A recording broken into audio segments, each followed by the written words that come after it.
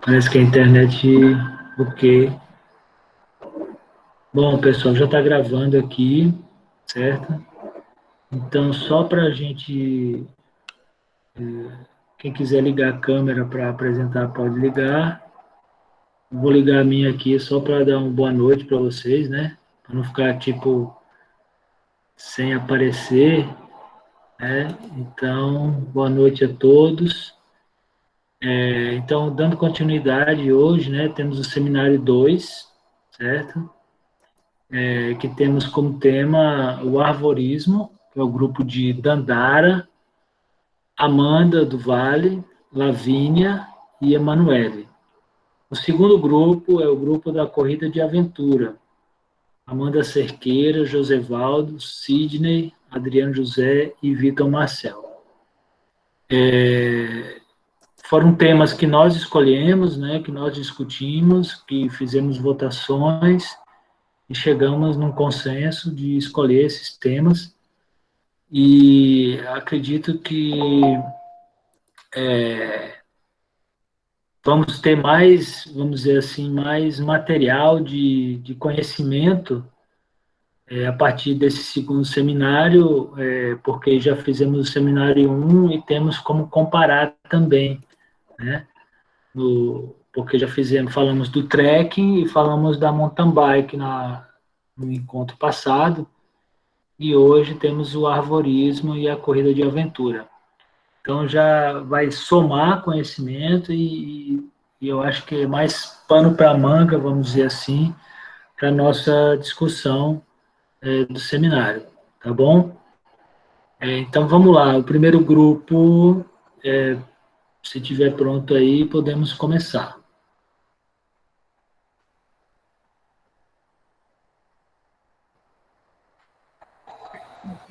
Acho que tá tudo certo. Lavínia, tá tudo certo para compartilhar a tela?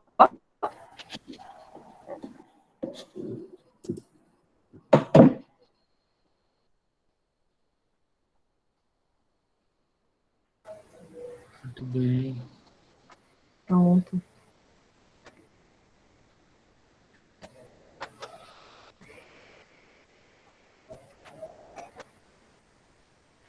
Pronto. Boa noite, turma, boa noite, professor. Nosso grupo vai composto por mim, Dandara, que vou iniciar a apresentação, e ao longo da apresentação, as outras meninas vão também se apresentando e vocês vão ficando mais cientes quem está falando. Não vou ligar a câmera porque meu notebook é um pouco pré-histórico e a câmera dele não funciona mais. Bom, o nosso tema, como vocês estão vendo, é o arvorismo, e eu vou falar um pouquinho para vocês como começou, como surgiu, né, o arvorismo. Lavínia, pode dar uma passadinha no slide. Bom, na verdade, não existe um consenso assim muito certo de qual foi o momento, ou quem foi a pessoa que criou o esporte, né? Porque práticas geralmente muito voltadas à natureza, muitas vezes é um pouco complicado de ver um ponto de fato de surgimento, de fato quem foi uma pessoa, porque às vezes está muito envolvida com grupos de pessoas. Então, o arborismo ele não tem um consenso. Existe duas vertentes, mas a mais difundida, por exemplo, é essa que ocorreu, né, que foi criada, que surgiu na Costa Rica. Mas, bom, o que é o arvorismo? O arvorismo ele é uma prática esportiva, né, de aventura na natureza, que consiste justamente em você atravessar de um ponto para outro copas de árvores, só que tudo muito bem estruturada, com plataformas montadas, né, de uma árvore para outra. Existe até existe tirolesa, vai variando, né? E com o desenvolvimento do esporte vão acrescentando mais desafios e mais coisas para melhorar, dar mais adrenalina na atividade. Bom, aí a história, como eu estava falando, a mais difundida, a que se acha que pode ser mais verídica, seria a da Costa Rica, que ocorreu lá nos anos 80, né? Que foram porque os cientistas, eles pesquisavam sobre fauna e flora em cima das árvores, e para evitar de estar subindo e descendo constantemente, eles pensaram, não, melhor a gente criar uma estrutura que facilite essa transição de uma árvore para outra, né? Montando estruturas entre as árvores, para as copas das árvores. Então, foi daí que acha que surgiu, o dia mais popularmente conhecido, a história do arborismo. Mas existe outra, que não é tão popular. Pode dar uma passadinha no próximo slide. Que foi em 1930, esse daí já é um pouco mais antiga. Na verdade, não é nem bem o arborismo ainda nessa, né? Essa daí até lembra muito mais a tirolesa, que foi nas montanhas italianas, Dolomitas, nos anos 30. O motivo foi porque os alpinistas, eles estendiam cordas entre picos de montanhas para atravessar, com a mesma ideia lá dos anos 80, do pessoal lá na Costa Rica, os pesquisadores lá na Costa Rica. Para justamente não precisar ficar descendo, escalando, né? Então, e justamente depois essas cordas foram substituídas por cabos de aço. Inclusive, essa foto é de um soldado da Segunda Guerra Mundial utilizando justamente essas tirolesas, né? Então, daí foi que surgiu um pouco também, dá início um pouco aí essa ideia do arborismo. Mas algumas décadas depois, alguns franceses que trabalhavam em estação de esqui, durante o verão, como não tinha gelo, não tinha neve, eles aproveitavam, né, as árvores para fazer os desafios entre montanhas, entre árvores. Então, mas também não tem uma data muito certa em relação a esses franceses, trabalhadores em estação de esqui. Mas sabe que em 95, né, lá na França, foi inaugurado o primeiro parque oficial do arborismo. Então, na França e na Nova Zelândia são dois lugares que têm muita referência em relação a essa prática esportiva. Pode dar uma passadinha. Bom, a Inglaterra também, na Europa, começou esse boom lá na década de 90, né, do arborismo. Então, lá na Inglaterra, conheceu o arborismo, né, os ingleses conheceram o arborismo lá em 97, porque os ativistas ecológicos utilizavam a prática para evitar a devastação em floresta, né? Como eu havia falado, lá em 80, na Costa Rica, muitos pesquisadores utilizaram o arborismo para pesquisar justamente a fauna e a flora. Então, muitas vezes o arborismo está muito ligado a essas pesquisas também. Mas, como eu falei, em 97, a França e a Nova Zelândia, eles consideraram já o esporte, né, como realmente consideraram como um esporte de aventura. Como falando da Nova Zelândia, ele é um país de muita referência também, porque o arborismo, ele vira parte da indústria de turismo de aventura lá. E a gente pode ver que no Brasil, demorou mais um pouquinho, chegou mesmo, a febre mesmo do arborismo começou em 2000, e aqui no Brasil chegou em 2001, quando esse Alaia Expedições,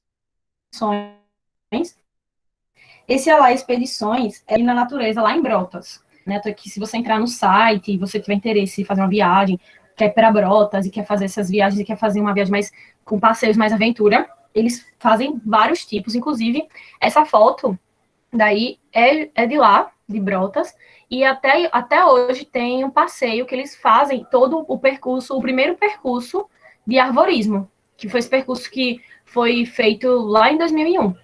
E atualmente, hoje no Brasil, há mais de 40 circuitos de arborismo em todo o país, e na Europa, onde é mais forte, né, do que aqui, existe mais de 500 parques oficiais, né, que confirmam esse sucesso e esse gosto que o pessoal desenvolveu por essa prática da aventura. Então, é isso. As meninas vão dar continuidade agora a falar um pouquinho mais sobre essa prática.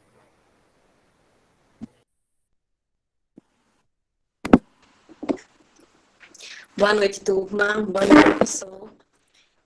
Vou falar um pouquinho sobre o objetivo do arborismo. Então, como a Dandara falou, é uma travessia de um percurso suspenso entre as plataformas montadas nas árvores. Qual o objetivo? É aumentar esse desafio a cada etapa e aumentar, assim, consequentemente, a adrenalina dos participantes. E esses desafios, eles variam de acordo com o tipo do arvorismo, que eles são 3. O primeiro é o arvorismo acrobático, com o objetivo da diversão, do desafio, e, como eu falei, vai aumentando o grau de dificuldade e os obstáculos durante o percurso. O arvorismo técnico, ele é utilizado normalmente pelos pesquisadores, com o objetivo de transpor a copa das árvores e fazer as pesquisas no topo das árvores. E o arvorismo contemplativo é apenas com o objetivo de contemplar na natureza. Aí eu vou deixar Só um minutinho. Sim, aí como vocês podem ver, são alguns tipos de arvorismo, do mais simples ao mais, como eu posso falar, mais acrobático mesmo, com um obstáculo maior.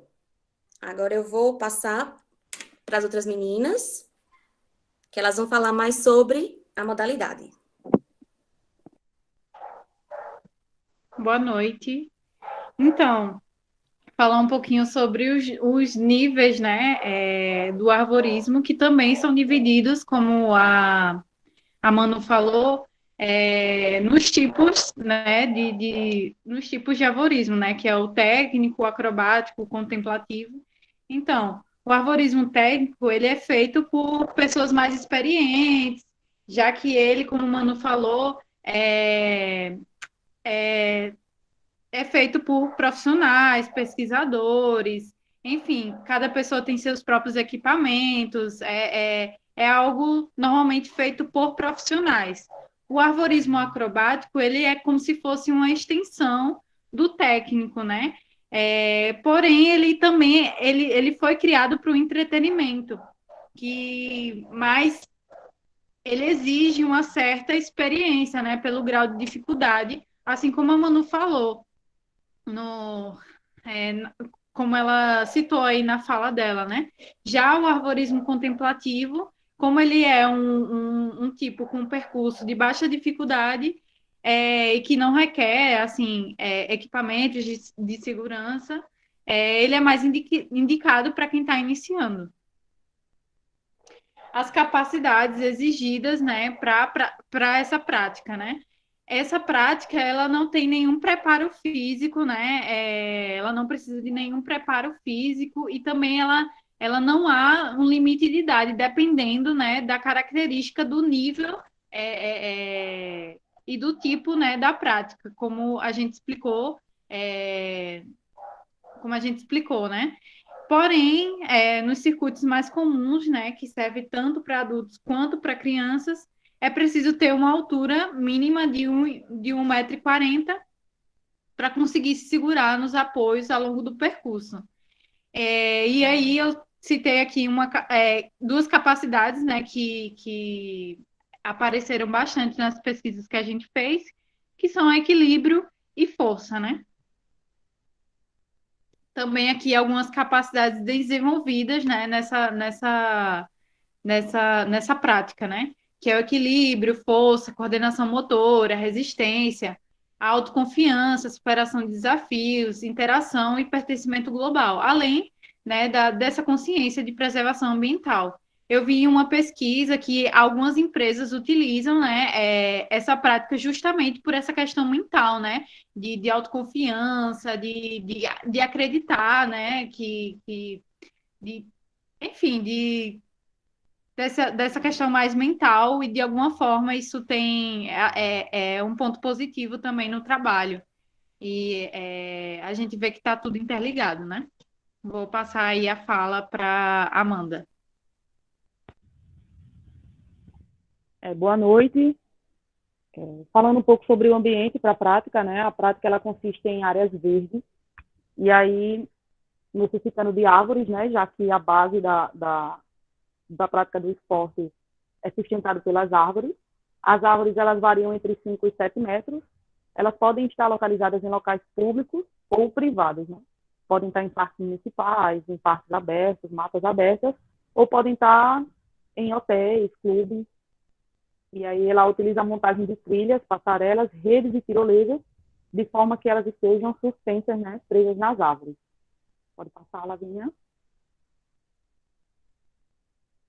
O risco calculado, né? Falando sobre o risco, ele, como os demais esportes que a gente comentou, eles apresentam risco por ser em altura. Algumas pessoas apresentam tonturas, enjoos, elevação ou queda de pressão.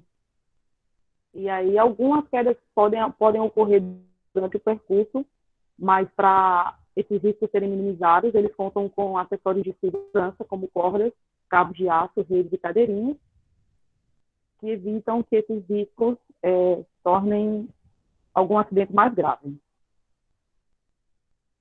Pode passar, Lavínia.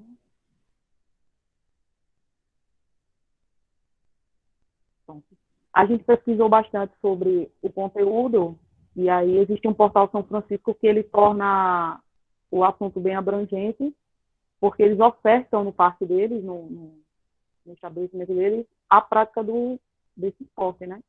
E aí eles comentam lá que esse risco ele é controlado justamente ao apresentar os quesitos de segurança que eles contêm, né? Eles possuem estruturas dinâmicas de corda e madeira fixadas cuidadosamente em árvores, né? O que vai permitir o deslocamento com mais segurança. E também mencionam que o trabalho em alturas verticais, somado ao conceito de segurança e redundância das ancoragens e conexões, que garante aos praticantes a segurança necessária para a prática da atividade, visto que é uma atividade de esporte de aventura, né, na natureza. Pode passar, Lavínia. E aí, falando sobre a possibilidade de intervenção, assim como nas demais atividades de aventura que a gente tem falado por aqui, na disciplina, o arvorismo também é mais uma área possível de intervenção para o profissional da educação física. A prática do arvorismo, né, ela está em crescente adesão, cada vez mais, começou com pouco, mas como as meninas já comentaram aí, já tem mais de 40 lugares, né, disponíveis para a prática, o que aumenta a possibilidade de intervenção para o profissional da educação física, né. Cabe a esse profissional aprimorar o conhecimento na área, né, vivenciar o meio e realizar cursos de capacitação, assim como os instrutores da modalidade já têm, né, mas passa, assim, a ser uma área possível de intervenção para o profissional da educação física, assim como os demais esportes que a gente tem debatido por aqui. E é isso, obrigada. Deixo aberto ao professor ou qualquer outro colega que queira fazer alguma pergunta.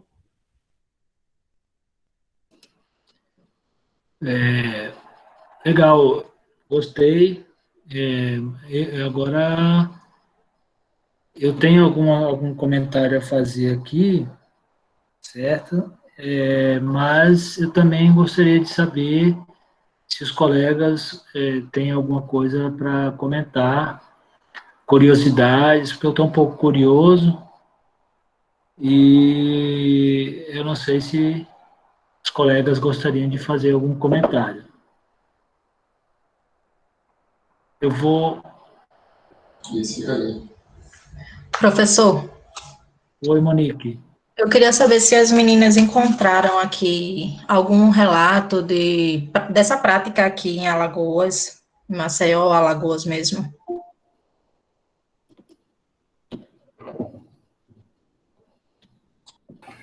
Monique, né? Oi, Monique. Aqui em Maceió, eu realmente não encontrei, principalmente fixo, locais fixos, não tem aqui em Maceió. Não que eu saiba. Maceió não, mas pode ser que tenha Alagoas, mas não tive essa informação. Se houve algo assim mais temporário, pode ser que tenha ocorrido, mas infelizmente aqui é algo assim, é muito desconhecido pelo pessoal daqui. O pessoal daqui não tem tanto contato. Eu acho que, de forma geral, no Brasil ainda é pouco. Apesar de termos 40, como eu disse, mais de 40 circuitos, eu acho que para o Brasil ser um país muito grande, ser um país que tem muita condição, assim, de natureza, até para fazer essas atividades, eu acho que ainda é muito pouco. E eu acho que aqui, para a população daqui de Alagoas e Maceió, é algo também ainda um pouco, assim, estranho, não se adaptou ainda. Acho que não é um esporte que ainda tem muito adeptos aqui. Licença, só completando ao que a Dandara falou, em Maceió pode até existir, né? Mas seja aquele, o contemplativo, né? E de pequenas alturas, vamos dizer, eles fazem pequenos trechos, eu já presenciei em alguns hotéis, que poderia ser caracterizado como arvorismo, mas são mais passarelas pequenas, né, para contemplação da vista do hotel ou algo parecido, mas eu acho que não chega, como a Dandara disse, a se caracterizar como a prática do esporte aqui na cidade.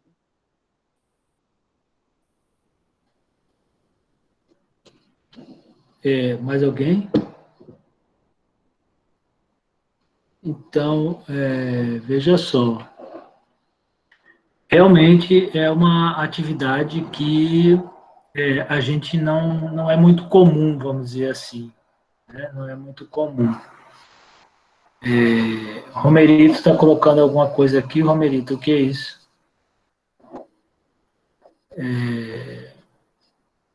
Então, não sei se é um vídeo, né, alguma coisa, né, Romerito? Professor, consegue escutar? Sim. Professor? Oi. Consegue escutar? Sim. Vocês estão me escutando? Esse link que eu coloquei, eu estava pesquisando aqui, concomitantemente com a apresentação, né? Eu achei aí uma reportagem do jornal local, né, do Espírito Santo, sobre o arborismo praticado em Venda Nova, do imigrante, né, na cidade. Aí quem quiser dar uma olhada aí também, essa reportagem, interessante, fique à vontade. Sim. E tem algum comentário? Não? Então, veja, continuando o que eu estava falando, obrigado, Romerito. Vou salvar esse link aqui para dar uma olhada depois. Mas só um comentário que eu gostaria de fazer, que realmente acredito que não seja tão comum, né? O Ascânio está falando aqui de skyline, né? Que pode ser um outro nome, não ser arvorismo, mas que a atividade é essa atividade onde existe essa travessia pelas copas das árvores, né, por uma plataforma suspensa ou até só cabos suspensos, né, que requer mais habilidade, que não seja só tipo a plataforma, né? Então, alguma relação com a tirolesa que vocês falaram, né? E é interessante de perceber que existem, vamos dizer assim, 3 tipos, né? O acrobático, o técnico e o contemplativo, né? E talvez mais comum, talvez para as pessoas mais comuns, a gente pode falar do contemplativo, né? Mas que, de alguma maneira, requer algumas habilidades, né? Então, por exemplo, o equilíbrio é importante aí, né? Então, pensando vamos dizer assim, nas habilidades físicas que a gente precisa para fazer a atividade ou que a atividade pode desenvolver na gente também, né? Que requer alguma coisa.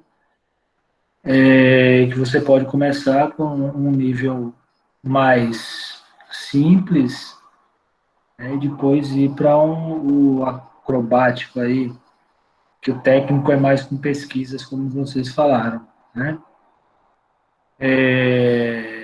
Mas eu vejo também que é uma atividade que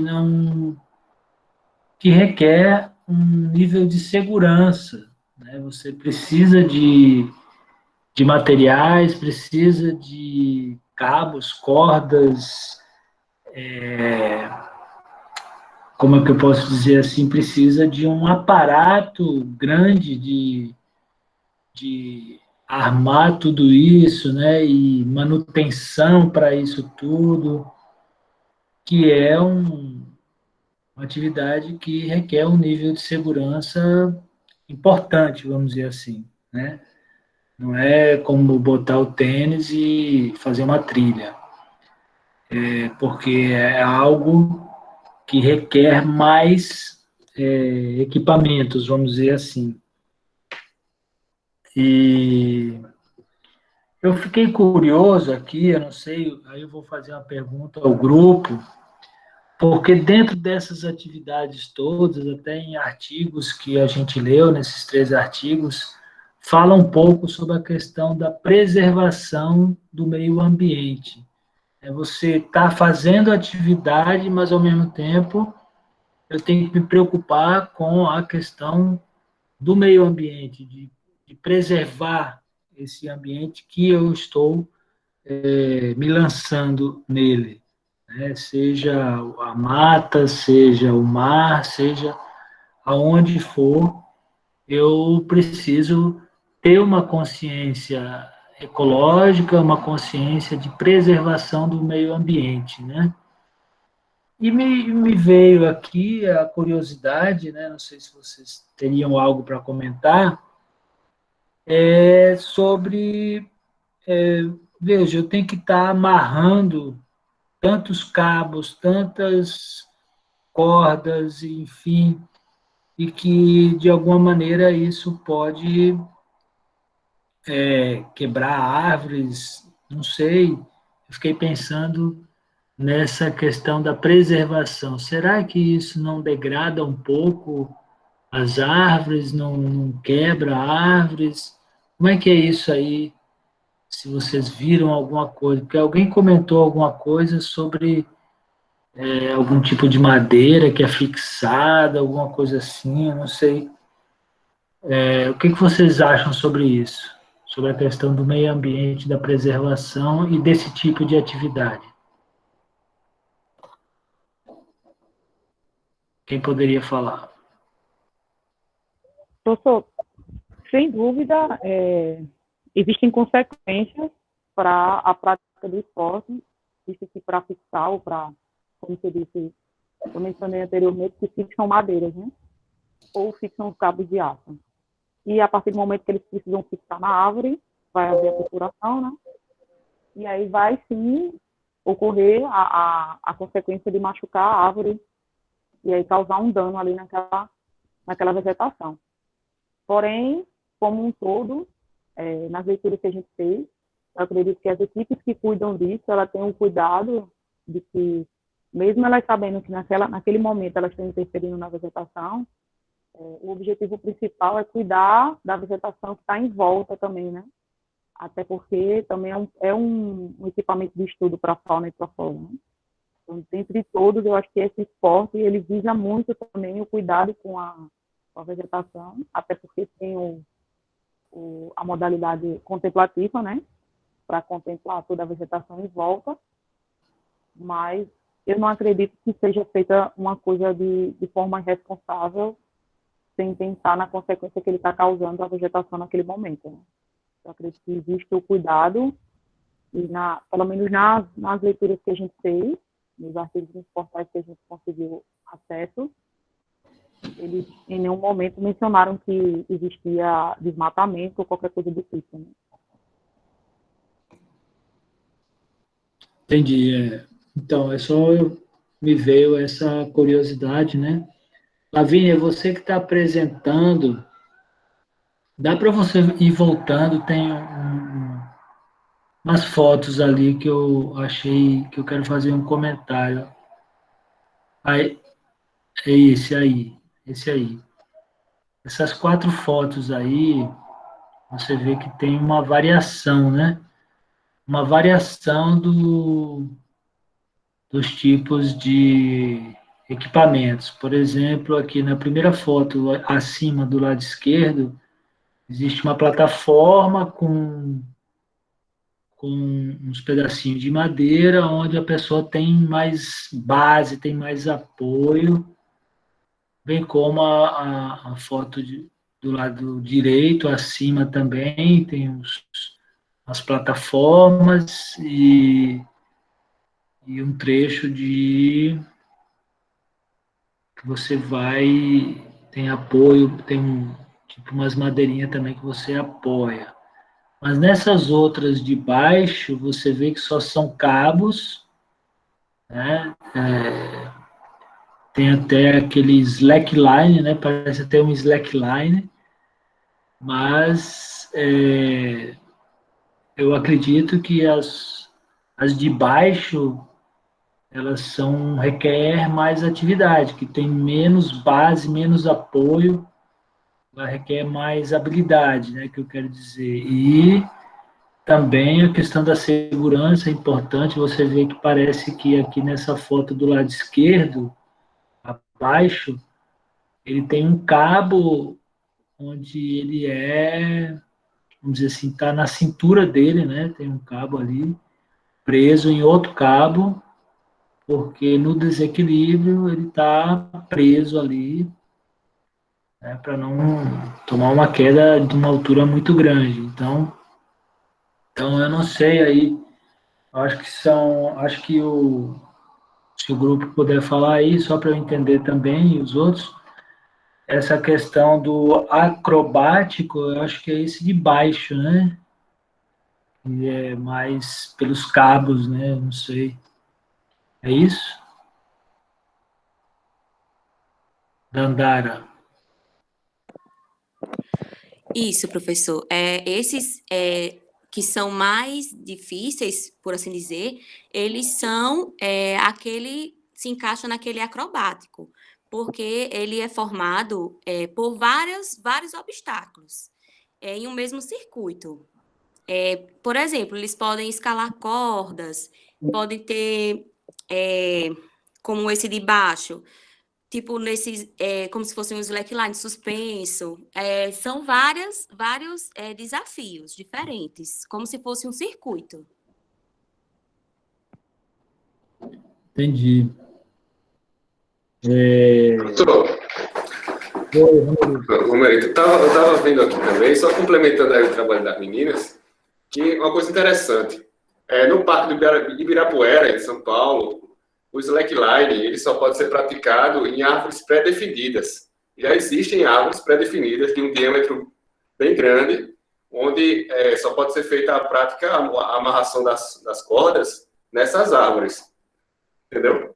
Em relação a essa questão da proteção, eu estava vendo aqui também que uma forma de proteger bem essas árvores, com um diâmetro maior, é a colocação de algum material, como carpete ou um papelão, ao redor da árvore, abraçando a árvore toda, né? E em seguida faz a amarração da corda nessa árvore. É uma forma de proteger, e também é proibido, na prática, nas regras de slackline, fazer qualquer tipo de furação na árvore, entendeu? Para proteger a árvore e proteger a seiva, né? Que é o que pode trazer fungos e outros males para aquele determinado tronco. Então, é justamente isso, Romerito.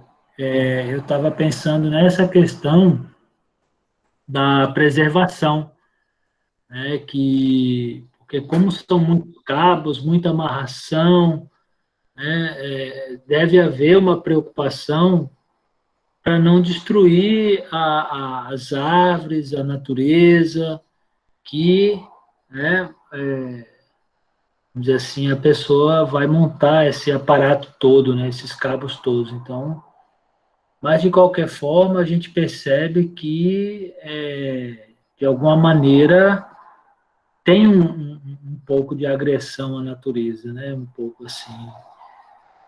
Né, então, é só uma reflexão em cima disso aí. E, por fim, o comentário que eu tenho a fazer, por exemplo, vocês pesquisaram o portal de São Francisco, né? Que fala um pouco. Eu não sei se naquela região lá de Piranhas, que tem muita natureza, talvez possa ser que tenha alguma coisa assim. Não sei se esse portal de São Francisco seja dessa área aí, de Piranhas, ali, Canidé de São Francisco, que é do lado de Sergipe, que possa ter algum tipo de atividade, porque o portal de São Francisco vocês pesquisaram, né? Que fala um pouco sobre esse tema. E por fim, assim, eu fico pensando, né? A gente está estudando essa atividade aí, sabendo, e aí a gente sempre, no final das contas, é a nossa possibilidade de intervenção nessa atividade, né? E o grupo, por fim, ali falou, mas falou tão rápido que eu fiquei aqui, ainda estava matutando e vocês acabaram. E aí eu gostaria que vocês falassem um pouco mais dessas possibilidades de atuação do profissional. Por exemplo, eu fico pensando, eu como professor vou ter que me dirigir, levar os meus alunos para um lugar onde tenha isso, que, por exemplo, no Brasil tem 40 parques, como a Dandara falou, na Europa tem 500, foi onde cresceu bastante, né? Na Costa Rica, vocês falaram também. E como é que é essa intervenção aí, a possibilidade de intervir e quais os benefícios, vamos dizer assim, que essa intervenção pode trazer para o nosso aluno? Essa é a minha pergunta assim final, se alguém tiver algum comentário. Assim, falar um pouquinho mais sobre a possibilidade de intervenção e os benefícios, né? Como é que é isso?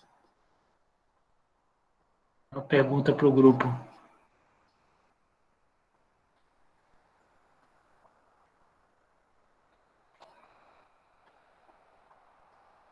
Alô? Me escutam ou não?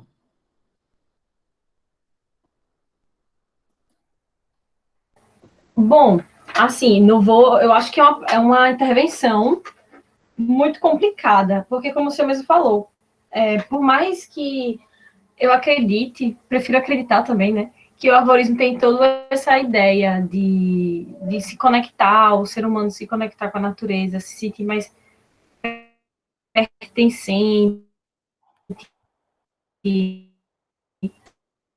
ter uma relação mais próxima, muitas vezes a gente se distancia muito.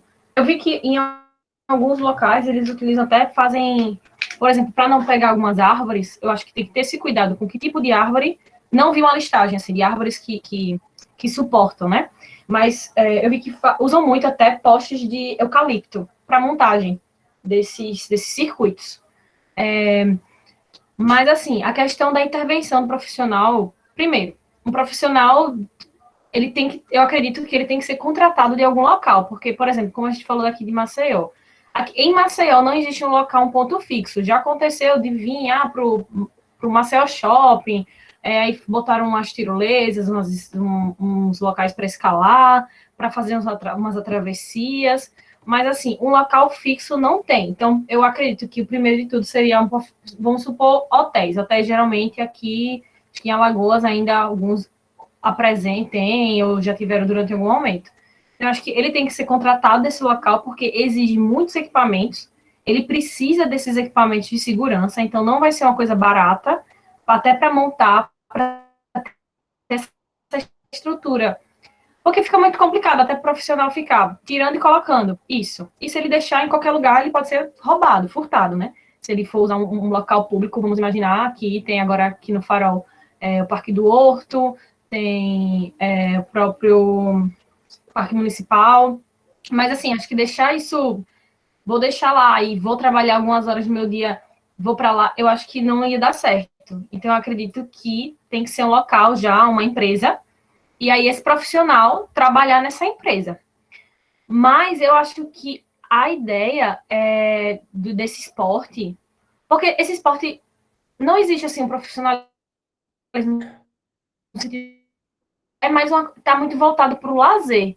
Então existe até algumas formas, como a gente viu aqui nas imagens, tem uns níveis mais até difíceis, né? O cara aqui pendurado na corda, o outro está transitando onde tem mais madeiras. Existe até a questão de você, primeiro, adaptar o cliente, né, ali naquele momento, que coloca mais embaixo, no chão, para ele sentir o desequilíbrio, e depois ele partir para cima, até para ele se acostumando com a ideia, né? Mas eu não sei se não sei, pode ser, as pessoas podem discordar de mim. Eu não vejo tanto o profissional da educação física tipo, como extremamente necessário para essa prática. Assim, eu acho que existe até instrutores, pessoas que já estão muito ligadas à prática, esse esporte, até como manusear, porque eu acredito que é muito importante você saber manusear, colocar capacete, tem essa questão de averiguar tamanho, peso, né? Eu acho que é muito mais preocupante o manuseio e a segurança de colocar um cliente, um aluno lá em cima, do que até a forma que ele vai executar essa atividade. Talvez, assim, não sei, pode ser uma visão um pouco pequena da minha parte, assim, mas eu acho que não vejo tanto essa intervenção ser tão fácil para o profissional da educação física, eu acho bem complicada. Obrigado, Dandara. Seus comentários deu para refletir um pouco, né, porque eu vejo também que é uma atividade, como eu falei no início, que tem um aparato todo de cabos e estudo, requer um conhecimento, requer uma técnica para instalar esses cabos todos e requer também, vamos dizer assim, o conhecimento técnico dos equipamentos de segurança, né, que são utilizados na atividade. Então, de alguma maneira, é uma atividade complexa, vamos dizer assim, né? Como eu tinha dito antes, não é só botar um tênis e vamos fazer uma corrida, vamos fazer uma caminhada, que aí você pode planejar de alguma forma, mas requer um aparato grande para montar toda essa estrutura do arvorismo e a questão dos equipamentos de segurança para ser utilizados na atividade, né? Então, não é tão simples assim, eu acredito que é bem complexo. Agora, eu não sei, vocês falaram desse acrobático, que eu acho que tem mais desafio, enfim, eu não sei se tem competição disso. Tem competição dessa atividade? Vocês viram alguma coisa? Ou é só uma contemplação? Alô? Oi, na leitura que a gente fez, pelo menos na parte que eu li, e eu tenho certeza que esse grupo também se teria colocado algo sobre, a gente não leu nenhuma parte de competição em si de uma forma organizada, né? Que seja uma liga ou qualquer coisa do tipo. Tem, assim, a competição ali no acrobático, e quem está ali competindo, fazendo as acrobacias, aí pode haver algum tipo de competição interna, né, que a gente chama, para ver quem faz a mais difícil, mais uma coisa oficial mesmo. Não, é o que eu estava pensando aqui, que se houvesse a competição, né, porque, por exemplo, tem obstáculos, a questão do desafio e de algumas técnicas. Vocês apresentaram algumas capacidades físicas, né, como equilíbrio, força, coordenação motora, enfim, podendo se fazer um trabalho de intervenção para preparar melhor esses indivíduos para a atividade, né? A atividade em si, como até a Ascânio está falando aqui, ela acho que é uma equipe, né, que está envolvida, não é só o professor pegar o aluno e ir, né? Existe uma equipe aí, como ele falou aqui, a questão do turismo, do ambientalista, do bombeiro civil, e o profissional de educação física pode estar num grupo desses aí, preparando talvez o corpo para atividade, algum tipo de aquecimento, eu não sei. É um pouco complexa essa atividade aí, né, vamos dizer assim, para a intervenção do profissional de educação física. Eu acredito também, como é uma atividade nova, não é muito desenvolvida no Brasil. Tem algumas estações, vamos dizer assim, de arvorismo, como o Rafael Brandão está colocando aqui, no ILOA tem arvorismo.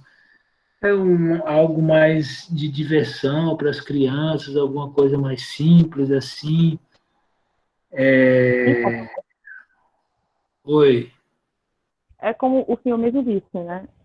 Existe a forma de intervenção do profissional da educação física em outros setores que não seja exatamente o de ser o instrutor da modalidade, né? Como tem ocorrido muito em uma rede hoteleira, é muito provável que o professor da educação física ele faça parte da equipe, como a Scania comentou, né? Que precisa de várias pessoas. E aí eu também vejo dessa forma, que o professor da educação física ele vai estar lá presente para fazer atividades, ele tem que conhecer o meio que ele está trabalhando, a atividade que ele está trabalhando, mas ele pode sim intervir em outras questões, como o aquecimento, como a atividade para flexibilidade, já que é um exercício que vai usar muito de equilíbrio. Ele pode sim fazer atividades prévias ou pós a prática do esporte. Eu enxergo a intervenção do professor da educação física dessa forma. Eu acho que é por aí, porque, por exemplo, nesses resorts, né, pode ter algum, vamos dizer assim, eu até teve uma época no início, quando eu me formei logo, eu fui trabalhar num hotel fazenda, onde tinha algumas atividades que eles faziam e eram necessárias o professor, por exemplo, atividades recreativas na piscina, hidroginástica na piscina, caminhada na fazenda. Então, eu trabalhei um pouco nessa fazenda, promovendo algumas atividades, né, que talvez se tivesse um arvorismo desse, eu tinha que conhecer aquela atividade, levar os hóspedes para fazer algum tipo de atividade ali, né, dentro das opções que aquele hotel, aquele resort pode proporcionar. E está muito ligado também, acho que é o lazer, né, como foi falado aí, alguém falou sobre a questão do lazer, né, eu acho que essa seria uma forma do profissional de educação física intervir nessa atividade, né? Ok, eu acho que deu para a gente falar um pouco, né, e deu para perceber que é uma atividade complexa, mas que existe aí uma possibilidade. Então vamos passar para o segundo grupo. Alguém tem mais algum comentário, alguma coisa assim? Aí a gente pode passar para o segundo grupo. O que vocês acham?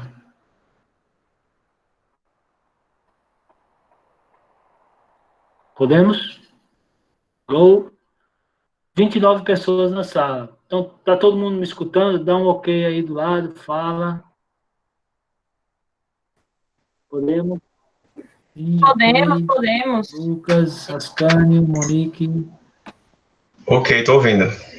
Tá ouvindo? Sim, sim, Dá sim, uma sim. acordada aí. Que às vezes a gente muitas vezes parece que a gente tá falando sozinho aqui. Mas no final vamos ligar as câmeras aí. Porque quando liga a câmera parece que carrega um pouco, ó, fica pesada a internet. Então vamos lá. Então, segundo grupo, Armanda Cerqueira, Josevaldo, Sidney, Adriano e Vitor Marcel. É um grupo com 5 pessoas. E o tema, corrida de aventura. Podemos começar? Está todo mundo aí?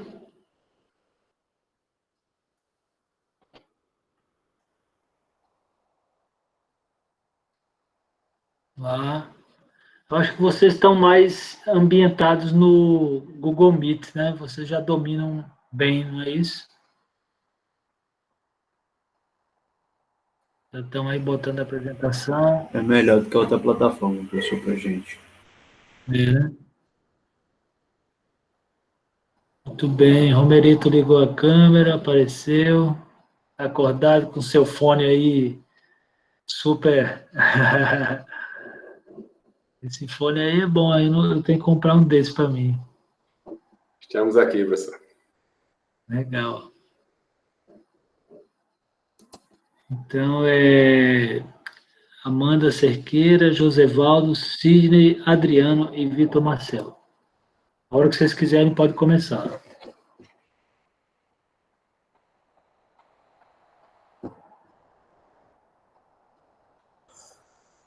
Boa noite a todos, professor. Aqui é Vitor falando. Bom, como vocês podem ver, o nosso grupo ficou responsável pela corrida de aventura. Nosso grupo é formado, como o senhor já disse, pelo Adriano, pela Amanda, pelo Josevaldo, por mim e pelo Sidney. Primeiro... Vitor, você está com o nome de Lucas, né? Você está com o nome de Lucas? Isso, é porque é do computador do meu primo, que o meu não está pegando, aí eu entrei pelo dele. Ah, ok. Certo? Ok. Pode continuar? Pode. Não, porque eu estava querendo saber quem era Lucas Moura. Ok. Primeiro, com a definição do que é a corrida de aventura, né? Uma definição feita pela AR World Series, que mais à frente eu vou explicar o que significa. E a definição é a seguinte, que é o esporte mais exigente do mundo, que é um circuito de corridas espalhadas pelo globo, que testa os atletas durante vários dias esgotantes, com percursos sem paradas obrigatórias, que colocam os atletas contra eles mesmos e alguns dos mais rigorosos e impressionantes ambientes do planeta. Então, a corrida de aventura, na definição da AR World Series, é uma, vamos dizer assim, onde coloca os atletas no mais alto nível de comprometimento do seu corpo, isso dentro da natureza, obviamente. Então, conta com uma equipe multidisciplinar também, com participação de várias equipes, e também é chamado, em alguns casos, de expedição com horário limite, né? Essa corrida de aventura, que foi uma iniciativa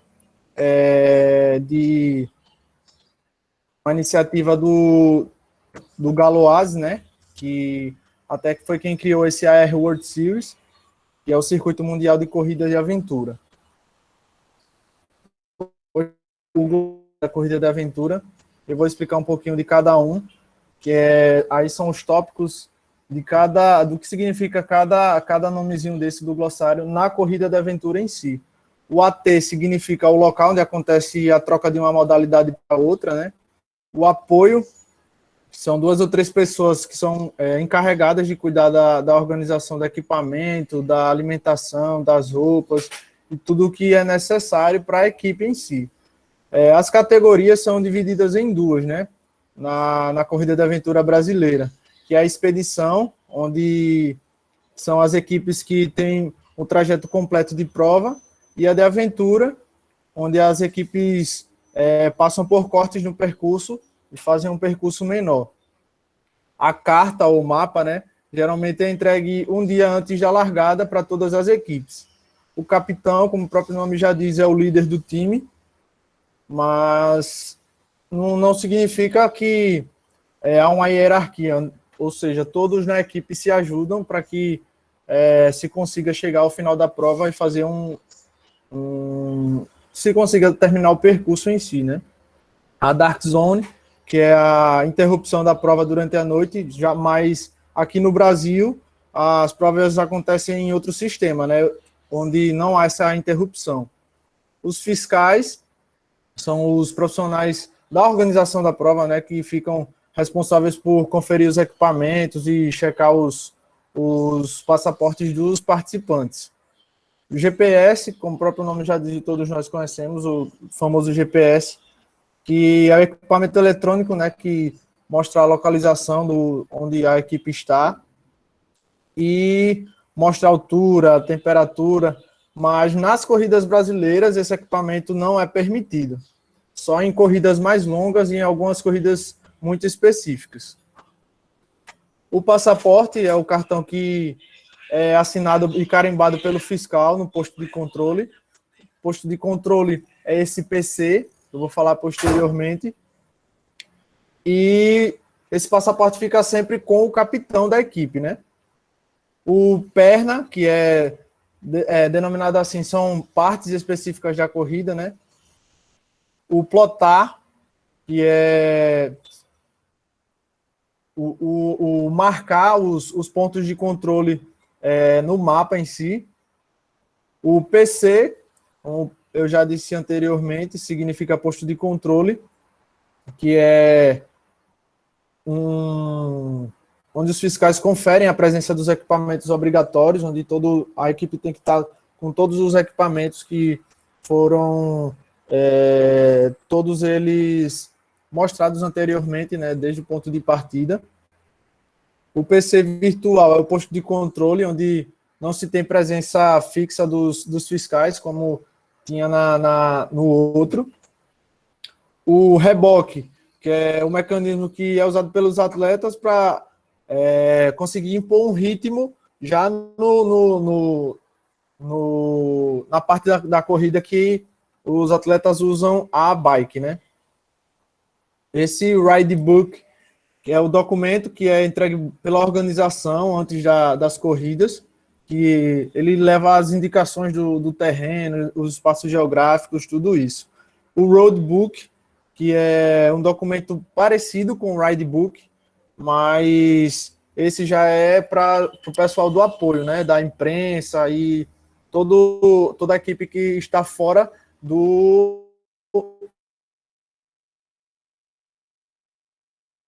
Já fala a história um pouquinho da corrida de aventura. Esse conceito foi criado pelo jornalista francês Gérard Fuzzy em 1989 na Nova Zelândia, quando criou a empresa Rede Galozé, dando início a uma atividade que promove eventos nacional e internacional envolvendo atletas e organizadores e empresas patrocinadoras, né? E em 1989, como foi já dito, foi criado por esse francês, né, que participou dessa corrida e ficou impressionado e ficou gostou muito dessa corrida, e ele quis espalhar por todo o globo, e tanto é que ele deu início também ao que eu falei mais atrás, que foi o AR World Series. Atualmente, a maior corrida do mundo é a Eco Challenge, do expedicionário Mark Burnett, que é muito conhecido também, tem muita cobertura da mídia. Já no Brasil, foi um pouquinho mais tarde, quase 10 anos depois, foi trazido em 1997 pelo Alexandre Freitas, que foi para uma corrida de aventura na Nova Zelândia, né? E gostou do que vivenciou lá e resolveu implantá-la aqui no Brasil. Ele lá na Nova Zelândia, ele trabalhava com finanças e ele resolveu participar dessa corrida de aventura lá e gostou, e hoje se dedica em tempo integral a essa modalidade, onde o principal intuito dele foi aliar o prazer do esporte com a nova visão, do novo estilo de vida que muitas pessoas têm tentado ajustar, né? Tanto pela correria do dia a dia. Então, hoje em dia, o pessoal está tentando voltar a retornar à natureza, e, além disso, ele tenta pregar, como o senhor falou na equipe anterior, a conscientização para a preservação ambiental, né? Então, ele está tentando juntar tanto o esporte em si, quanto a conscientização para preservação ambiental. Falando no Alexandre ainda, ele criou a Sociedade Brasileira de Corrida de Aventura, e ele organizou a primeira corrida de aventura brasileira, que foi a Expedição Mata Atlântica, e o conceito, como eu disse, era unir o esporte e a aventura e a conscientização ambiental. E a primeira expedição foi em 1998, teve 3 dias de duração, mais de 220 quilômetros de distância, e o Brasil foi representado pela primeira vez no Eco Challenge, que é considerada uma das maiores corridas do mundo, e tem uma equipe mineira que sempre participa dessas corridas.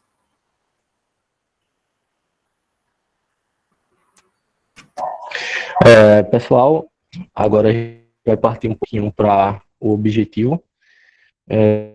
O objetivo das corridas de aventura é o mesmo objetivo das demais corridas, que é sair de um ponto para outro, sair de um ponto de partida até um ponto de chegada. Sendo que esse caminho ele se torna bastante complicado, devido aos locais com grandes diversidades de terrenos e paisagens. Ela é apenas uma corrida, mas também não é uma modalidade de atletismo. No meio da corrida, são disputadas várias modalidades, sendo as mais comuns o trekking, o mountain bike, a canoagem e técnicas verticais, como escalada. Sendo que isso também não é regra. Os organizadores de cada evento, ele pode decidir qual a modalidade que ele vai desejar incluir, como a natação, por exemplo. A natação, equitação, patinação. Pode passar, Vitor.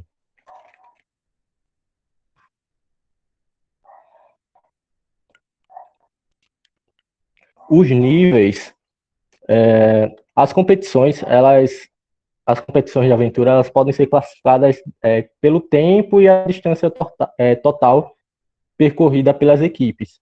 Normalmente, elas variam de 40 a 400 quilômetros e duram de algumas horas a vários dias. Em muitas competições, somente a menor parte das equipes elas conseguem completar a prova, já devido à dificuldade do local, né, a dificuldade devido às subidas, descidas, dentre o tempo, vai depender muito das provas.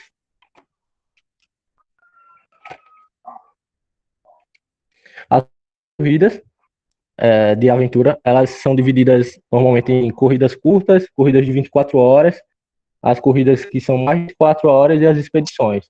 As corridas curtas são as corridas de 3 a 7 horas.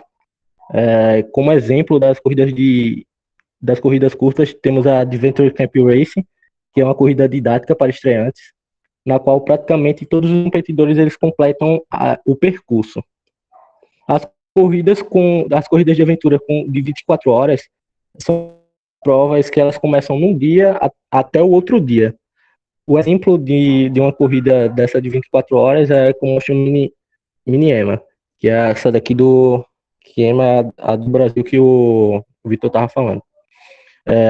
A corrida com mais de 24 horas são as corridas de mais de 2 dias, no caso, né?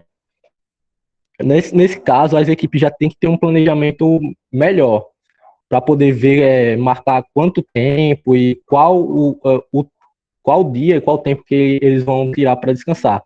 Até porque é muito decisivo, entendeu? É muito decisivo o tempo que eles dormem. A noite é muito importante.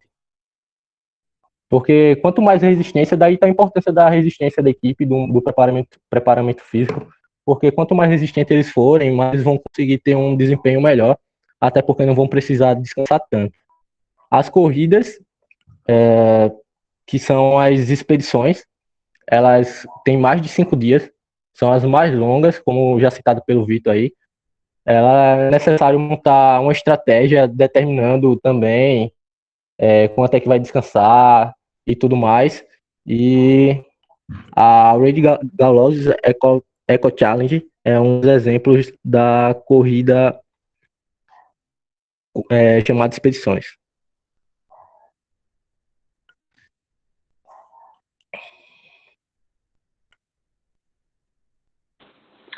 Boa noite, pessoal. Eu vou falar agora em relação às capacidades físicas da corrida de aventura, na qual o condicionamento físico do atleta que participa da corrida de aventura deve ser um corredor que esteja voltado para a questão da robustez, porque como é uma atividade que requer muito esforço físico, e além do físico tem a questão psicológica da pessoa, então é necessário que seja trabalhada as questões das capacidades físicas relacionadas à força, velocidade e agilidade, mas também é necessário trabalhar as questões relacionadas à capacidade aeróbica e anaeróbica desse atleta, levando em consideração que geralmente são provas que acontecem em terrenos acidentados ou então em rios, são diferentes locais que essa prova acontece, então em alguns momentos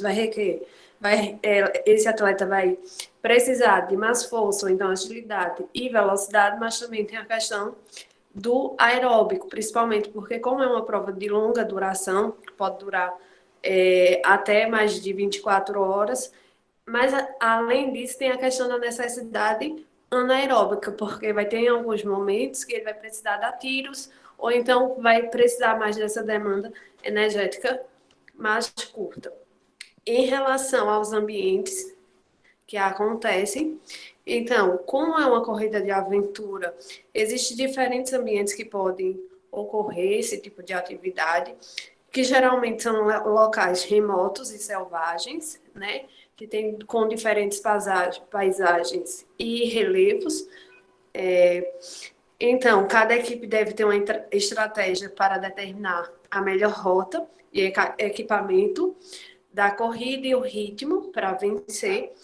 Então, essa corrida pode acontecer através de trilhas e estradas ou em matas, como foi falado anteriormente, assim como também pode ocorrer em trechos em rios, lagos, represas ou mar percorrido. Seja através de canoagem ou então da própria natação, que é algo mais raro durante as provas de corrida de aventura, ou então em atividades verticais também, que é a transposição de verticais através da escalada, através do rapel. É um dos exemplos que podem acontecer a corrida de aventura.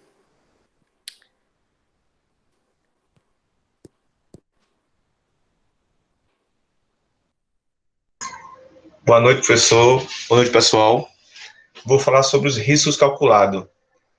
Na maioria dos esportes de aventura, como turismo de aventura, envolvem as possibilidades de ocorrência de acidentes. Seria praticamente impossível eliminar todos os riscos inerentes à prática das atividades. O que pode ser feito é tentar isolar ou controlar esses riscos, de maneira que essas práticas sejam realizadas em ambientes um tanto quanto possíveis de algum controle. Obviamente que não se trata de um controle igual de uma parede artificial, de uma escalada, que pode ser mais controlada, ou de um controle matemático rígido, mas sim de um controle feito a partir de análises criteriosas de todas as variantes existentes. Um exemplo que eu peguei aqui foi em uma região com incidência de cercas eletrificadas, deve ser conhecida e cabe à organização assegurar que o equipamento está desativado antes de liberar a área para competição. E também, na modalidade de aventura, de corrida de aventura, como a organização tem que ficar ciente disso aí, isso tudo tem que ser avaliado criteriosamente, né? Outra coisa também seria se há uma parte da área cuja travessia é próxima a grandes acidentes topográficos, por exemplo, em uma corrida de aventura ou de mountain bike, a colocação de um abalizamento é uma iniciativa benéfica, que vai diminuir a probabilidade de que algum atleta se exponha desnecessariamente aos riscos de enfrentar o relevo desfavorável. Materiais de segurança. Os equipamentos de proteção vão livrar ou evitar graves lesões. Não vai evitar, né? Às vezes vai diminuir acontecer uma lesão mais grave enquanto você pratica seus esportes favoritos. Se você escolher uma atividade um pouco mais radical, o uso de proteção é ainda mais importante. O que mais são mais utilizados, né, nessas atividades: capacetes, joelheiras, cotoveleiras, calçados e até caneleiras, né, depende da região, para evitar de você machucar a canela até tiver cobras peçonhentas, depende de cada local que você vai praticar a atividade. Todos esses equipamentos vão oferecer segurança e proteger articulações de alguma fratura ou lesão mais séria, pois eles absorvem o impacto quando você se choca em algum obstáculo ou durante uma queda. Isso pode te salvar de algum possível osso quebrado, por exemplo. Eu peguei aqui também a modalidade de mountain bike. Aí aqui tem a bicicleta. Por incrível que pareça, a bicicleta, ela também é um equipamento de proteção. Você tem que usar a bicicleta adequada para aquela atividade, para aquela exigência. Tem que ser um equipamento resistente, não é essa bicicleta comum. Um capacete, par de luvas e luzes eletroscópicas, vermelha traseira, somente expedição e aventura. Um sistema de sinalização noturna dianteira poderá ser substituída por lanterna de cabeça somente. Deixa eu falar também mais uma coisa. Outros equipamentos de segurança é o item obrigatório, é o kit de primeiros socorros, né? Que para todas as categorias são exigidas. E também nesse kit, aqui também eu peguei para não encher tanto o slide, ele existe bactericida, pomada spray, reidratante, um soro para hidratação, antihistâmico, anti-inflamatório, antidiurético, anestésico, uma gás para DAPRO, protetor solar no fator mínimo 15, álcool e bandagem. E também, dentro desses aparelhos, é necessário ter um celular, uma operadora que tenha mais abrangência de cobertura na região e que ele aconselha-se remover a bateria do celular e colocar ambos em um local isolado, bem fechado, para não entrar água. Isso vai ser também, você tem que enviar para a equipe os integrantes do... Eita, eu esqueci. Você vai ter que enviar o número desse chip para o pessoal da organização, para eles terem o seu número em caso de emergência. Pronto, só era isso mesmo, pessoal.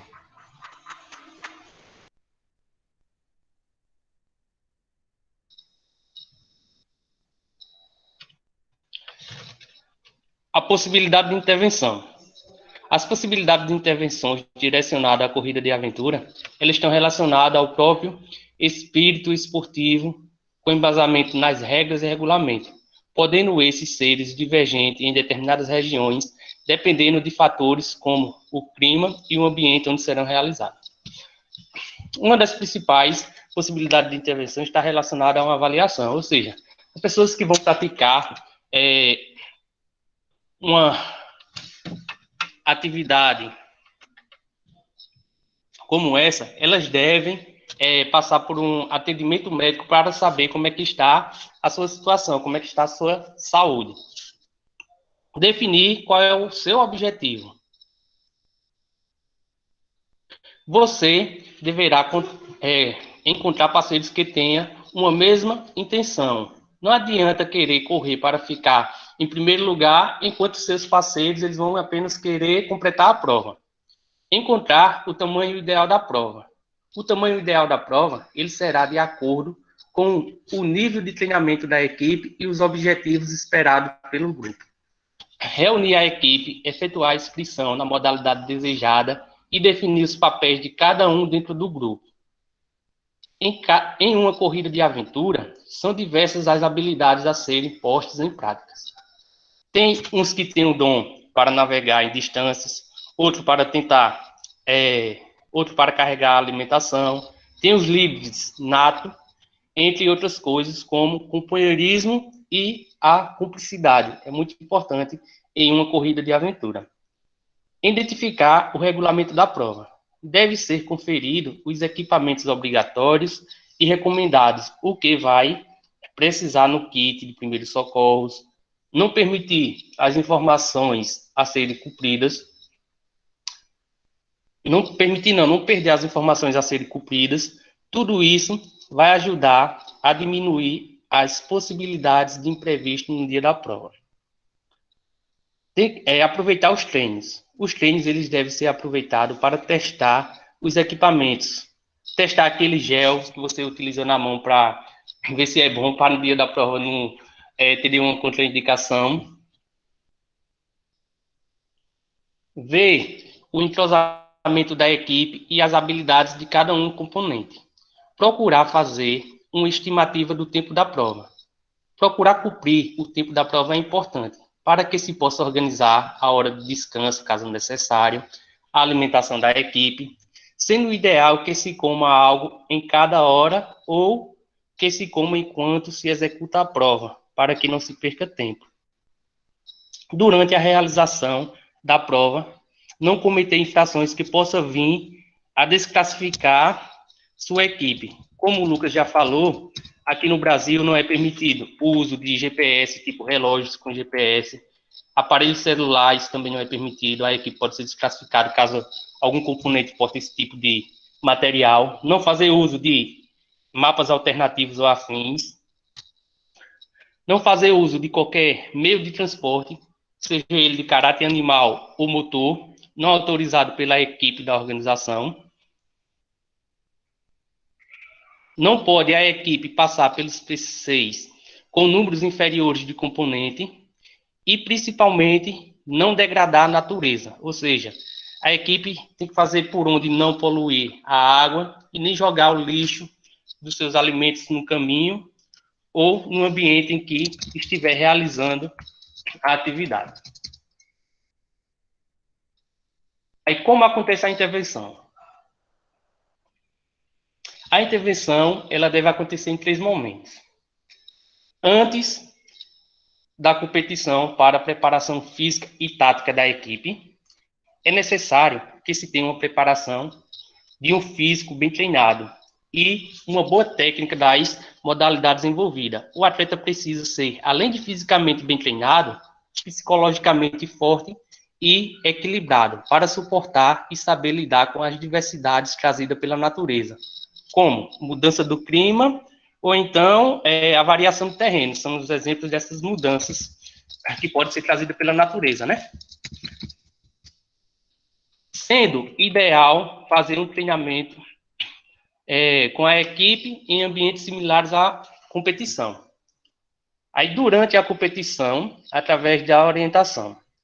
Ou seja, durante a competição, os participantes devem ser orientados a pôr em prática as técnicas adquiridas durante o treino, que vivenciaram durante toda uma periodização, como saber a hora certa de dar um split, um horário para descanso, se for o caso, a hora de executar curtas explosões de grande densidade ou determinado momento do percurso, pois, utilizando essas técnicas em momento adequado, com isso, o atleta ele pode poupar energia e ter um bom rendimento melhor, não só o atleta, como toda a equipe.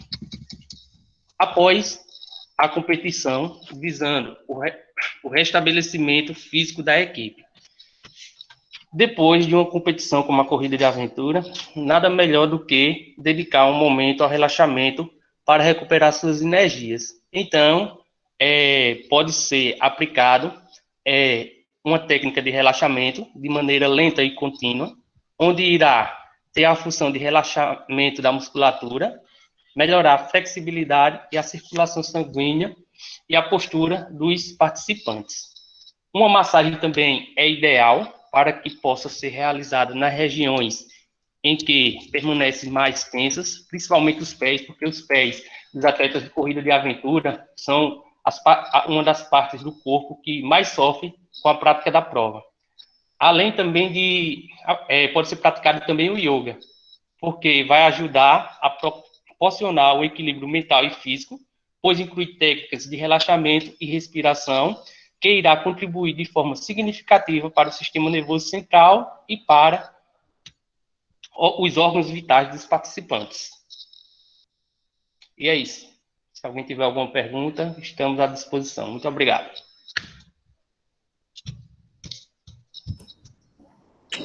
Obrigado, Josevaldo.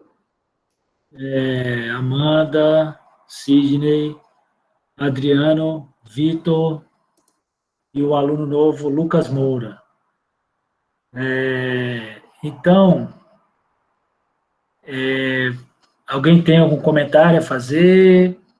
Alguma pergunta para o grupo? Vamos lá, pessoal, vamos participar do seminário dos colegas, porque vocês estão... Uma pergunta, professor. Vamos lá, Romerito. Eu queria saber o seguinte, do grupo aí. Essa última parte aí eu não entendi bem. É que essa questão da intervenção é feita pela própria equipe ou por um profissional da educação física? Eu não entendi bem essa parte.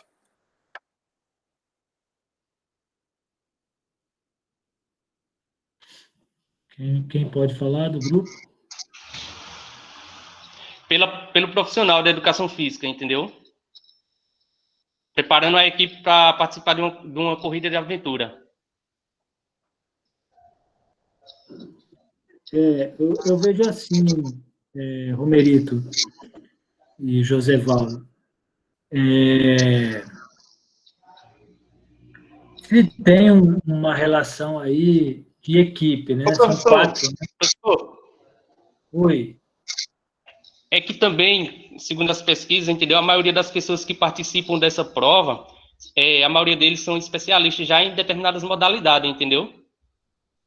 Aí a preparação já vem devido ao vivenciamento desses participantes também. Não a depender só do educador físico, como eles em si podem complementar na ajuda da preparação do outro, dos componentes da equipe. Com a vivência própria que tiveram. Em determinadas modalidades vivenciadas durante a vida.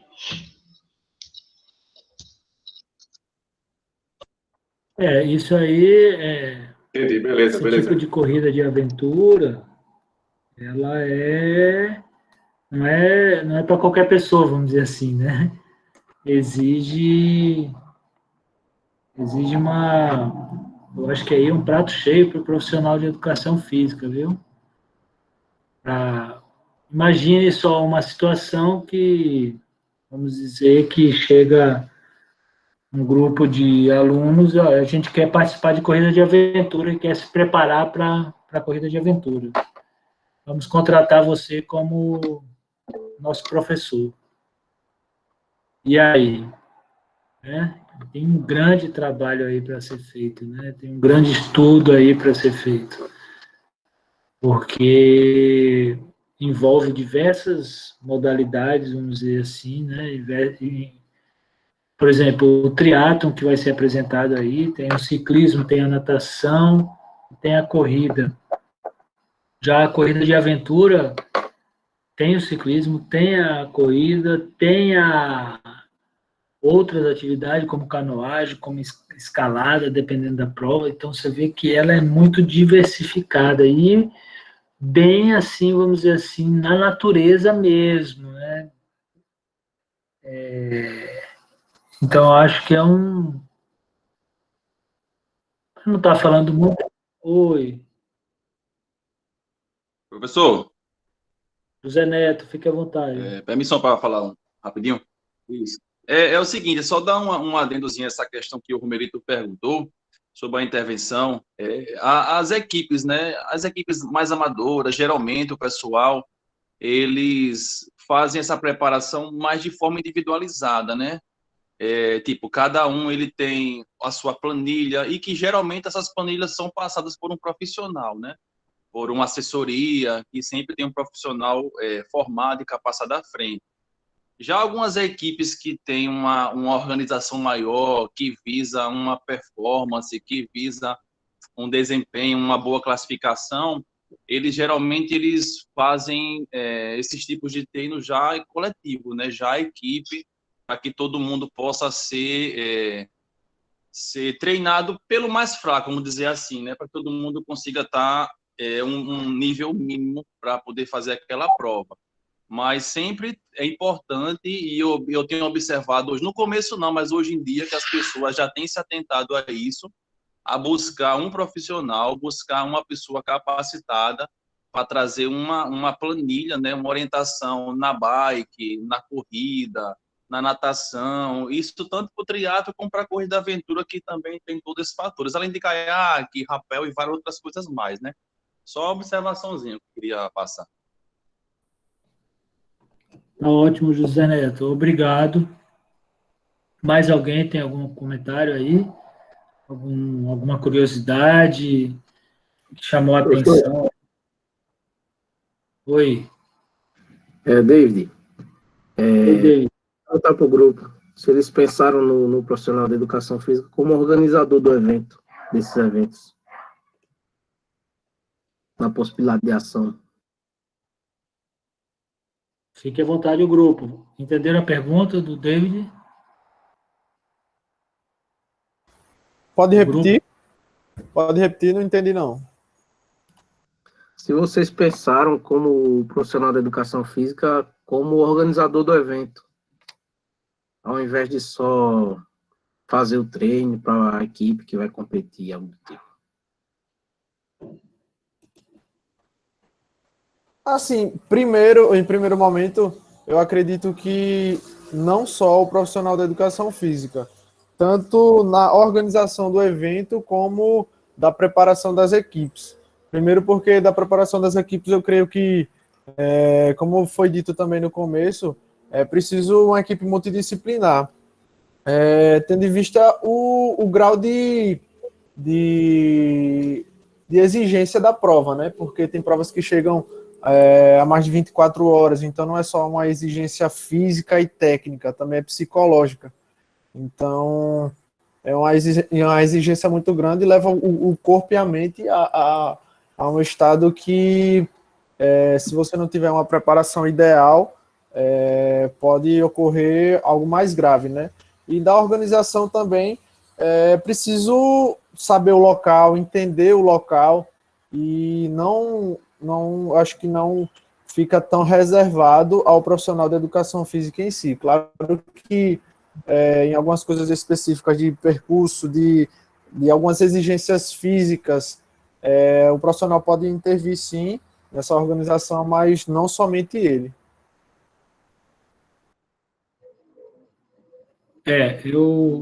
Porque na nossa área também tem a organização de eventos, né? Que a gente participa também, que a gente, de alguma maneira, pode intervir. Então, acho que foi uma boa pergunta aí do David, que conhecendo a atividade, a gente pode promover também eventos, né? Então, mas o que eu vejo aí, que essas corridas de aventura, tem até níveis aí que foram comentados, né, de 3 a 7 horas, 24 horas, mais do que 24 horas. Então, mesmo com um nível, vamos dizer assim, básico, né, podemos dizer assim, é uma atividade que tem uma grande solicitação física, né, tem uma atividade que envolve, é extenuante, vamos dizer assim, podemos dizer, que tem uma exigência de uma endurance muito grande, né, da questão da resistência, longa duração, e atividades variadas, né? Então, no atletismo a gente tem vamos dizer assim, uma prova do atletismo que é o heptato, o pentato e tem o decato, né? Então, tem de 5 modalidades, 7 e 10. Então, dizem que quanto mais modalidade, mais completo o atleta é. Pela variabilidade de movimentos e o domínio desses movimentos que esse atleta tem. Então, eu vejo numa atividade dessa de corrida de aventura, um indivíduo que ele tem muita variabilidade de movimento, então ele é um indivíduo que deve ser muito bem desenvolvida a coordenação motora dele, porque tem muita variação de movimento, né? E também de muita resistência física, por ser de longa duração, ou seja, endurance. Então, ele precisa de muita resistência. Então, é um indivíduo que tem muitas qualidades, deve ter muitas qualidades físicas, né? Então, eu vejo de uma forma assim que quem participa dessas provas, desse tipo de esporte, são pessoas que têm vamos dizer assim, devem ter um bom condicionamento físico para suportar tudo isso. E aí, a gente pensa na intervenção, né? E o pessoal aí apresentou as possibilidades, né? Você pode, eu vejo assim, você pode fazer a preparação física desses indivíduos, né? Criar treinos, fazer planilhas, tem que conhecer muito bem a atividade, quais são as provas, quais são as distâncias, quais são os níveis deles, né? Para fazer a planilha de treinamento. E também não só essa questão da preparação física, mas também de suporte, se for o caso, né, durante a prova, né, antes da prova, durante a prova e após a prova. Se você é um profissional que é contratado para uma equipe, vamos dizer assim, que vai participar, tem que ver qual a sua forma de intervenção. É só na preparação física? É na preparação física e no suporte antes, durante e após a prova? Então, tem possibilidade de intervenção. Então, eu vejo aí uma solicitação do profissional de educação física muito grande, né, nessa corrida de aventura, porque se eu pensar aí, como eu falei no início, exige uma preparação. Não é qualquer pessoa que vai fazer um tipo de corrida de aventura desse tipo, né? Então, é bem complexo, Eu vejo assim, né? Então, bom, eu achei muito boa a apresentação do grupo, né? No sentido de que deu para perceber até a história, né? Como surgiu, e que é uma atividade nova, se a gente pensar nova, 97, né, mais ou menos, que eu acho que foi quando chegou no Brasil, né, mais ou menos. Teve um empresário, né, que foi correr em algum lugar, gostou e quis trazer para o Brasil. Então, é uma atividade nova, mas que envolve determinados movimentos que são comuns à nossa vida, né, que é o correr, é o nadar, a bicicleta, é o caiaque, é a escalada. Então, são, entre outras, né, porque dependendo da prova, ela tem outras variações. Agora, o grande diferencial disso tudo é que é na natureza, né, que é o que a gente está estudando, né, que é as atividades físicas na natureza. Mas, de modo geral, eu estou satisfeito, não sei se alguém tem algum comentário a fazer, se alguém tem alguma pergunta ao grupo. Eu acho que temos aí, na corrida de aventura, boas possibilidades de intervenção, né? Agora, conhecimento é importante, né? Conhecimento é importante. Alguém mais tem algum comentário? Estou ligando aqui a câmera agora, para dar uma boa noite para vocês. Alguém mais? Tem nada? Todo mundo aí dormindo ou acordado? Estão acordados? Alô, boa noite. Boa noite. Boa noite. Ó, acordado, né? Boa noite. Ô, professor, como... Tá me ouvindo? Tô, José Valdo. Como o tema foi Corrida Aventura, eu vou ver se eu consigo achar aqui o link para colocar lá no grupo de uma corrida, né? Uma corrida aventura, que é a Eco Challenge Fiji, foi 2019. Eu vou colocar o link no grupo. Tem um documentário Netflix, todos os episódios, uma prova que teve uma duração de 12 dias, né? Onde a equipe campeã passou 5 dias e a última chegou com 12. Aí eu vou colocar lá para o pessoal poder, quem não conhece ainda, poder assistir um pouquinho e sentir como é que a galera, um pouquinho do sufoco que eles passam numa prova dessa, né? É bem complexo isso aí, não é simples não, viu? É uma atividade, por isso que eu estava falando, é uma atividade que envolve muita resistência, né, e muita variabilidade de movimentos corporais, né? Adaptação a, sei lá, uma bicicleta, escalada, caiaque, natação, corrida. Então, é bem complexo. Por isso que eu vejo o indivíduo que faz essa atividade, um indivíduo altamente, vamos dizer assim, com qualidades físicas variadas, né? Como se fosse um indivíduo completo, como a gente chama no atletismo. E no atletismo tem o correr, tem o saltar e tem o arremessar. E tem as corridas de velocidade, tem as corridas de longa duração, e quem faz um heptato, por exemplo, que é uma prova do atletismo com 2 dias de duração, é considerado o atleta completo, porque ele tem velocidade, ele tem resistência, ele corre, ele salta, ele arremessa, então é um atleta completo.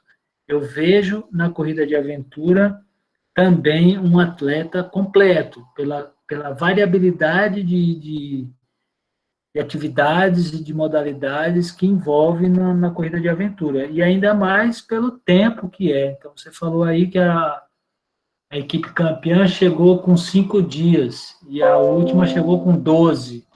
Imagine, né, como não deve ser uma prova dessa, extenuante, de longa duração, exigindo muita resistência física, né, a gente chama da endurance, muita resistência física. Ok, pessoal. Ô, professor, Lucas, eu tenho uma pergunta.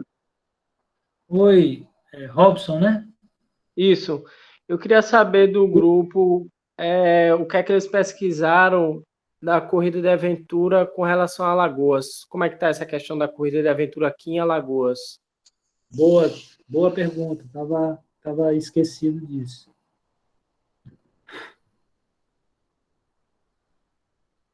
Josevaldo. Eu estava pesquisando em relação à corrida de aventura no estado de Alagoas e vi que Japaratinga foi uma das cidades que fez parte da questão do circuito nordestino da corrida de aventura. E se vocês pesquisarem, tem um calendário de Alagoas que mostra as datas e os locais que ocorrerão as atividades de corrida de aventura. Então, tem vários, durante o ano, tem várias atividades relacionadas à corrida de aventura. Ou seja, é bem vasta a questão da atividade no estado de Alagoas, principalmente em Japaratinga.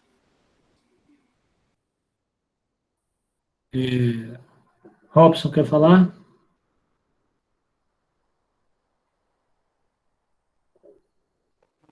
Robson? Oi. Não, acho que é isso mesmo. Realmente, a corrida de aventura, por ser uma prova tão longa, exigindo tanta preparação, tem poucas, assim, não tem um calendário de várias corridas durante um ano, né? Mas tem o circuito, no circuito brasileiro de corrida de aventuras, aqui em Alagoas, acho que já tem uns 4 ou 5 anos, todo ano tem uma etapa do Circuito Brasileiro aqui em Alagoas. Acho que a de Japaratinga, acho que foi a do ano passado, que foi ali naquela região ali, mas em São Miguel dos Milagres. E eu acho que a única corrida de aventura que tem aqui em Alagoas é essa etapa do brasileiro que tem aqui. José Neto, pode falar.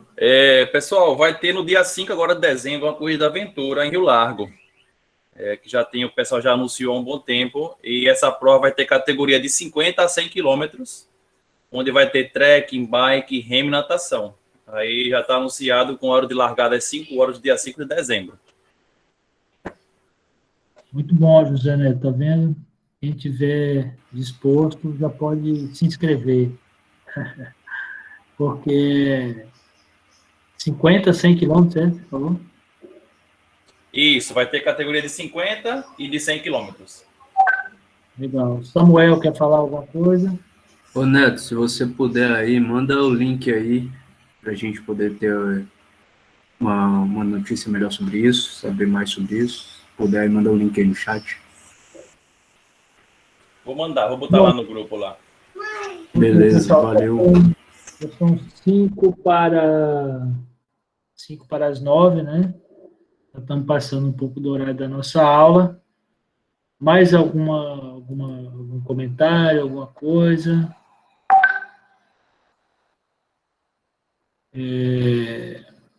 Bom, estou vendo o chat aqui.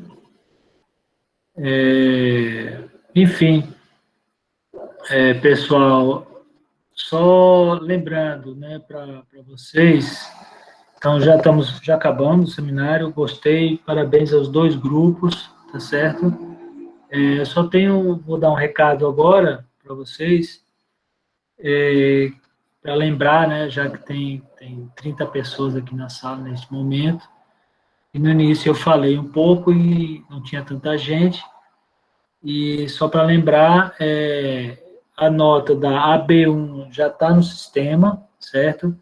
Foram os três fóruns sobre os 3 artigos, tá? Teve um fórum sobre possíveis temas, que foi mais de consulta sobre o que a gente podia estudar, promover vamos dizer assim, uma sondagem, né, do que vocês estariam imaginando, do que a gente poderia estudar na disciplina. Estamos aqui agora estudando algumas modalidades, né, a partir do que vocês falaram lá, e depois a gente fez aquela votação, tá? Então, o fórum de possíveis temas não entrou para nota, na realidade. O que entrou para nota foram os artigos, porque daí você lia e comentava. E daí eu coloquei para vocês os critérios, e muita gente nunca acessou o sistema AVA, não sei se teve algum problema, ou muita gente também acessou uma vez e depois tinha lá mais de 30 dias sem acessar, porque eu como professor, eu consigo visualizar quando vocês acessaram, que horas vocês acessaram, o que vocês fizeram. Então, por isso que estou dizendo que teve pessoas que entraram no sistema e depois ficaram sem acessar o sistema mais de mês. Então, eu disse, essa pessoa ou desistiu, porque eu não sei, né, eu estou jogando com o que eu estou vendo ali. Então, algumas pessoas, eu fico imaginando, não, essa pessoa desistiu, não teve algum problema. Então, quem teve algum problema, quem tem alguma coisa, pode falar comigo que não tem problema, a gente resolve. Tá certo? Então, vejam lá a nota e qualquer dúvida podem falar comigo. No mais, a B2 são os seminários e a gente vai ter o fórum também, o fórum semanal. Como o da semana passada, me parece que foi no sábado e no domingo, teve um problema no sistema, e as pessoas não estavam conseguindo acessar no fim de semana, eu ampliei o prazo do fórum da semana passada, tá? Então, o fórum da semana passada, ele está até sábado ou domingo, se não me engano. E vai ter o fórum dessa semana também, que é dessa semana, tá certo? Eu estou fazendo semanalmente para facilitar o nosso trabalho, aí não acumular coisas, nem para mim, nem para vocês. Mas é isso que eu falo, o importante é a gente adquirir o conhecimento, discutir o assunto, e qualquer problema, podem falar comigo que, não, vamos dizer assim, a gente vê a solução. A gente não pode também, vamos dizer assim, eu como professor, pensando na avaliação, eu tenho que criar um critério e usar esse critério para todos, mas claro que estamos à distância, estamos no ensino remoto, dependendo de internet, nessa pandemia, então a gente está tendo bom senso. Agora, eu não posso adivinhar as coisas, então, quem tiver qualquer coisa, pode falar comigo, tá certo? Ok? Então, para finalizar, vamos fazer aquele print final da aula. Quem quiser, eu quero ver vocês como é que estão aí. Vamos ligar a câmera para a gente se ver um pouquinho. Dá uma boa noite aí. Olá. Muito bem. Está todo mundo aí prestando atenção na aula. Lavínia, triatleta. Ayanes, muito bem. Monique, José Neto. Hoje parece que tem mais gente, né? A Ascane apareceu, que a Ascane na aula passada sumiu da aula. Eu estou ligado aqui em tudo. Ok. Samuel está no quarto escuro aí, Samuel. Muito bem, pessoal. É bom a gente ver um pouco vocês, né? Porque a gente fica muito... A gente está um tempo sem ver, né? Acho que a grande maioria aqui a gente já trabalhou juntos, já fez disciplina juntos. Né? Tem gente da licenciatura, eu acho que aqui, Emanuele, né? Emanuele fez licenciatura, está fazendo bacharelado, como a Dandara também. E a gente já tem, sem ir na universidade, já tem 8 meses, né? Já está aí sem se ver um bom tempo. E eu gosto de ligar a câmera aí, ver um pouquinho vocês. Esperamos que logo, logo as coisas se normalizem e a gente consiga fazer o nosso ensino presencial e voltar às nossas atividades normais, é o que acho que todos nós desejamos, né? Ok, então vamos lá, deixa eu ver aqui, deixa eu só preparar aqui. Deixa eu só interromper a gravação.